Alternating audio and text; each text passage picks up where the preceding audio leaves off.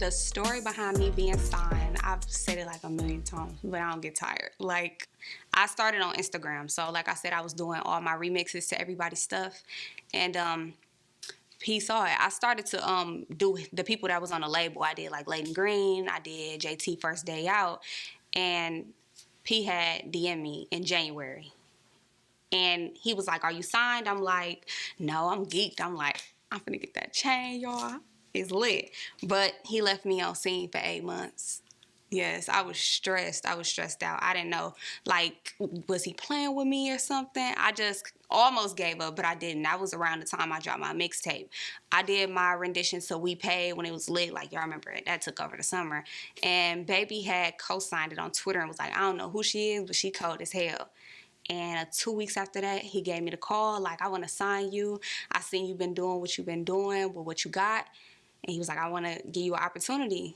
And I was at the studio with Yachty and Baby probably like the night after that. The best thing about being signed to QC would definitely be the support. Like, P's very hands-on with my career. He shot me 27 videos in a year, got me a chain at signing, got me a chain on my birthday. You know, it's just a lot of support and just having the ability to call your CEO and get advice and him popping up places and taking you to meet people that you never thought you would meet. You know what I'm saying? Just being in a room with these. I be in a room with Migos and like Lil Baby and the City Girls, so it's just amazing. Some of my favorite moments, I'm gonna have to say when I first met Lil Baby and Yachty in the same night, it was like my first day of like going to QC Studios. And I'm thinking I'm just gonna go to the studio, probably like record or something, because he wanted to see my process. I walk up and Lil Baby was hot. Like, you know, he was taking over when the pandemic like had came about and stuff. So just seeing him and Yachty was sitting on the trunk, I'm trying not to act like a fangirl. This is one of my favorite artists. I'm like, damn, this baby, his neck heavy, this crazy.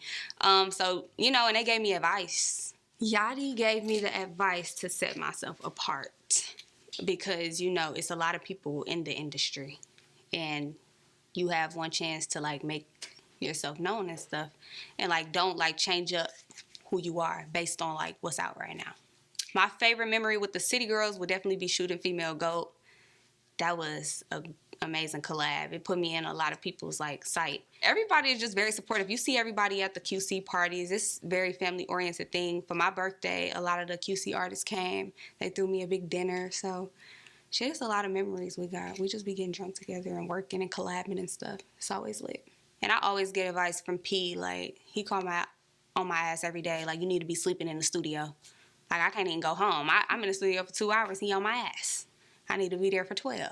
So some things about me that I gotta have when I'm in the studio. Gotta have me some Casamigos or Posado.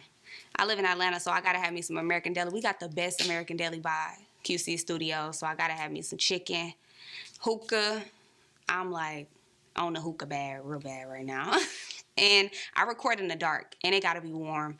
Like, because you know the little screen when you recording, the little window. I hate when my engineer just like staring into it. So I be having to be in the dark. I used to have to turn facing the wall, but I'm not shot like that no more. So I record in the dark, and I make my hits like that.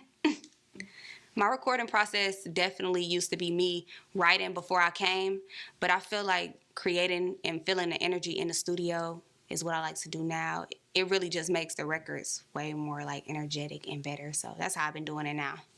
My take on being a female rapper is stressful.